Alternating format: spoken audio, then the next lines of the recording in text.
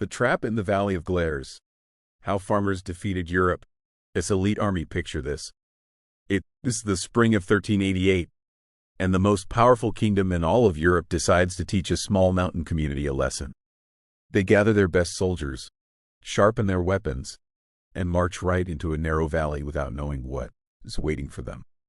By the end of the day, thousands of armored knights have been defeated by men who mostly worked the land. This is the story of the Battle of Näfels, and it is a story about why sometimes the smarter plan wins more than the bigger army. Back in the 1300s, Switzerland didn't exist the way we know it today. There was no president, no unified military, no single leader calling all the shots. Instead, there were small communities scattered through the mountains, each one trying to survive on its own. These towns and valleys realized they needed each other to stay independent, so they formed a loose alliance. They called it the Swiss Confederation, and it wasn't about conquering anyone. It was about refusing to be conquered. One of these mountain communities was the canton of Glarus. Glarus sat in a tight valley carved out by the Lintith River, surrounded by steep mountains on both sides. If you climbed to the ridges above, you could see everything happening down below. It was beautiful country but also dangerous in its own way. For a long time, Glarus had belonged to the House of Habsburg. The Habsburgs were basically the superpower of that region. They controlled what is now Austria. They had serious influence in the Holy Roman Empire, and they got their authority from land, money, and armies of armored knights. To them, Glarus wasn't a community with rights. It was property that paid taxes and followed orders. But something was starting to change in those mountains. In 1315, Swiss fighters had beaten a Habsburg army at Mergarden. It shocked everyone in Europe. Armored knights, which seemed almost impossible to defeat, had been crushed by regular soldiers who used the mountains to their advantage. Then in 1386, it happened again at Sempach. Another Habsburg defeat, more dead nobles, and more damage to the Habsburg reputation. Here is the thing. In medieval Europe, reputation meant everything. If your noble family started looking weak, other territories under your control started thinking about independence. That is exactly what began happening after those defeats. More Swiss regions started pulling away from Vienna and moving closer to the Confederation. From their perspective, they were just governing themselves. From the Habsburg perspective, it looked like rebellion spreading. The Duke Albrecht III of Austria understood the problem. If Glarus stayed independent, it would send a message to every other territory under Habsburg control. It would say that resistance could actually work. And if resistance worked once, it could happen everywhere. By late 1387, things were getting tense. Austrian officials were complaining about lost authority. There were arguments about taxes and control. Local disputes became serious arguments. The whole situation was getting political, and it was getting personal. In early 1388, the Habsburgs decided to act. They weren't going to waste time with negotiations. Messages went out across Austrian lands. Noble families were told to gather their soldiers. Supplies were packed. Horses were prepared. This wasn't going to be a small raid. This was going to be a show of force that nobody could ignore.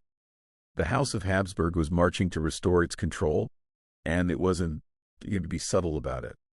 Word reached Glarus that something big was coming. People understood what was at stake. On April 9, 1388, the Habsburg army entered the Valley of Glarus. They came in massive numbers. Estimates put them at 4,000 soldiers, probably 5,000 or more. They moved in organized ranks with armored knights on horseback, infantry soldiers, and crossbowmen. This was a professional fighting force, experienced and absolutely confident. They expected some resistance, but they didn't expect anything that could really hurt them. The defenders in Glarus looked at this force and saw something completely different. They had maybe 600 men. 1,000 at absolute maximum if every able-bodied male grabbed a weapon. Most of them weren't soldiers by trade. They were farmers. They were woodcutters. They were herders and hunters. These were men who had fields waiting to be planted, not men who spent their lives in armor. Their equipment showed it. They wore leather jackets, simple metal helmets, and carried spears and halberds. Some had crossbows, but not many. Some had taken old tools and reshaped them into weapons because that is what they had. They knew perfectly well that they couldn't win in an open fight against this army. So they decided not to fight one. The leaders of Glarus met quickly once the Austrian advance was confirmed. They didn't waste time talking about honor or pride. They studied the land around Näfels. The valley narrowed there. The river ran along one side, muddy and impassable. Bad, broken ground made it hard to move on the other side.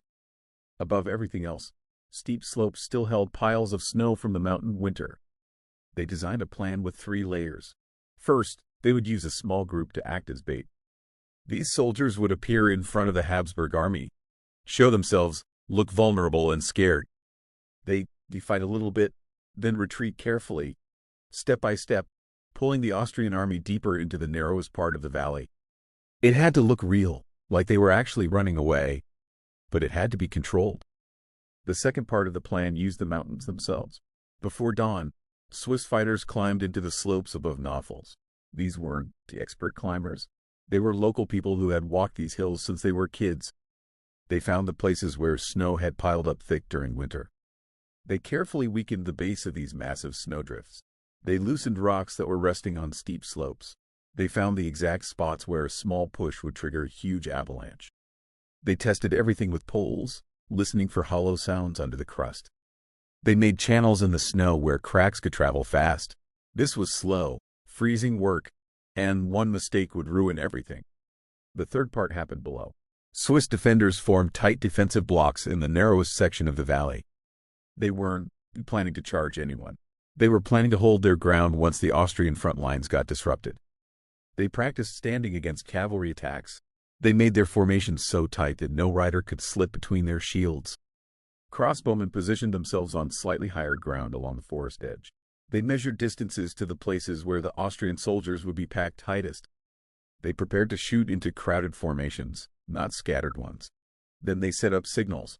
A horn blast from the slope meant everyone was ready above. A second horn blast meant it was time to release the snow. The Swiss understood the risk. If the Austrians moved slowly and carefully, the trap wouldn't work. If the snow didn't slide the way they expected, they'd be standing face to face with thousands of soldiers. If fear broke the morale of the group acting as bait, the whole plan would fall apart. They were the weaker force. They knew it, but sometimes weakness teaches discipline. On the morning of April 9th, the forward Swiss unit showed itself near Näfels.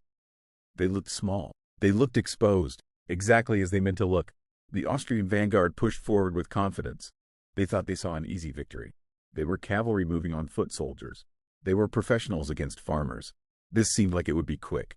But it wasn't. The Swiss group fell back gradually. Not running, walking backward while staying organized.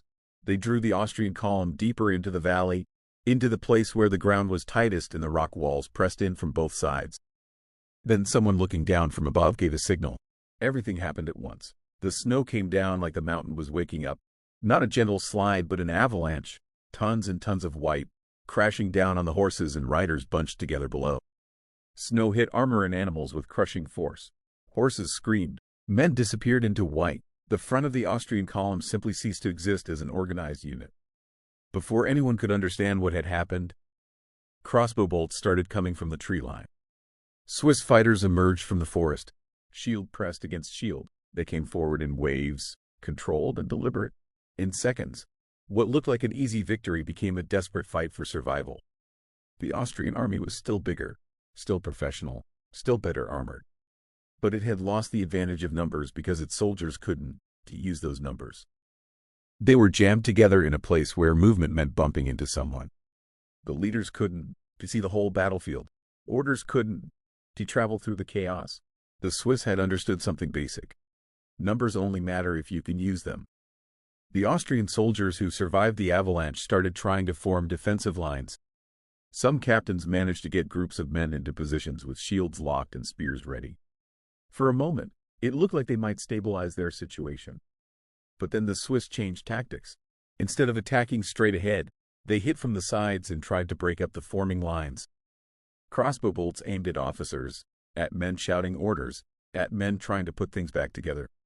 One Austrian knight managed to organize maybe 20 mounted soldiers and drove them forward at a Swiss position. For a terrible minute, Austrian steel cut through Swiss ranks. A halberd shaft snapped. Blood mixed with trampled snow. It looked like the Austrians might actually turn things around. Then one of the horse soldiers stumbled in the churned mud and snow. A rider fell sideways and got dragged down. The wedge of cavalry fell apart. More Swiss fighters moved in, and the counterattack dissolved into scattered small fights. At the same time, panic started spreading through the rest of the Austrian army. Soldiers who couldn't see the front clearly just saw men stepping backward. They heard shouting but not clear orders. They saw wounded knights being carried or left behind. Everything that looked organized started falling apart. Austrian soldiers began stepping backward, trying to create space to regroup. Some turned around completely, and once retreat starts, it feeds itself. Fear travels faster than commands. What had been a show of strength became survival. By early afternoon, organized fighting had broken into scattered groups, small clusters defending their position while the rest of the army tried to back out of the valley the way it had entered. The Swiss were exhausted. They were bleeding, but their lines still held. And for the first time that day, the Austrians realized they were actually losing. Once that realization spread, discipline collapsed. What had been a controlled pulling back became a rush to escape. The narrow ground that had trapped the front of the column now trapped everyone. Men trying to move backward collided with men still fighting. Confused horses twisted sideways and blocked the path. Shields got dropped. Lances got abandoned. The Swiss didn't rush forward recklessly. They advanced carefully, step by step, keeping their formation intact. Small groups moved along the sides, striking at isolated clusters of Austrians who fell behind. It wasn't the battle of formations anymore. It was a collapse under pressure. Some Austrian soldiers tried to rally one more time near slightly wider ground, closer to the valley entrance. A few captains gathered defensive pockets. Shields went up, spears got braced, but the morale was already broken. The avalanche had shattered their cohesion. The failed cavalry charge had shattered confidence. Now it was just about getting out alive. Men started running. Some tried to cross the Lintith River in desperation and slipped in the icy water. Others stumbled over fallen comrades. The beautiful armor that once meant status and power now just slowed people down. By the middle of the afternoon, it wasn't a retreat anymore. It was a rout. The Austrian army left the valley in pieces. Units were separated. Banners were lowered. Officers were missing or dead. The cost had been terrible. Hundreds of Austrian soldiers were killed. Many were crushed in that initial avalanche. Many more were cut down in the fighting that followed. Swiss losses were much smaller, but they weren't nothing either. Farmers and fathers lay among the dead. Their victory had been paid for with real blood. When it finally got quiet, just the river continued moving. The snow that had rested quietly on the slopes all winter was now churned up, stained with blood, trampled flat. The Swiss weren't dancing or celebrating wildly. They were too tired. They were too aware of how close it had been. But they understood what they had done. They had defeated a force many times bigger than themselves. The message from the Battle of Näfels traveled far beyond that valley. This was the third time in one generation that Habsburg power had been broken in the mountains. After Margarden, after Sempach, and now Näfels. This wasn't an accident. This proved that the Swiss Confederation wasn't just a temporary rebellion that would crumble under pressure. It was a system built on cooperation, real discipline, and knowing how to use the land. Austria didn't try to invade Glarus again right away. The cost had been too high. The risk was too clear. Eventually, Glarus was officially recognized as part of the Swiss Confederation. What had been a fragile group of allied villages in the 1200s was becoming something stronger. Not an empire, not a dynasty, but a union of small communities that refused to accept being ruled by a distant king. Näfels became something bigger than just a battlefield. It became proof that more soldiers donned to automatically mean victory. It showed that heavy armor means nothing without the ability to move and fight. It demonstrated that in a narrow valley, with the right thinking and the right plan, even farmers can break an army of professional soldiers. The snow melted. The valley returned to being quiet and peaceful. The bodies were buried. The survivors went back to their fields. But the balance of power in the Alps had shifted permanently. From that moment forward, Europe had to recognize that Switzerland wasn't going to be conquered by its larger neighbors. Small, organized communities of free people had proven they could stand against the most powerful families in Europe. And they had done it by thinking smarter, not fighting harder.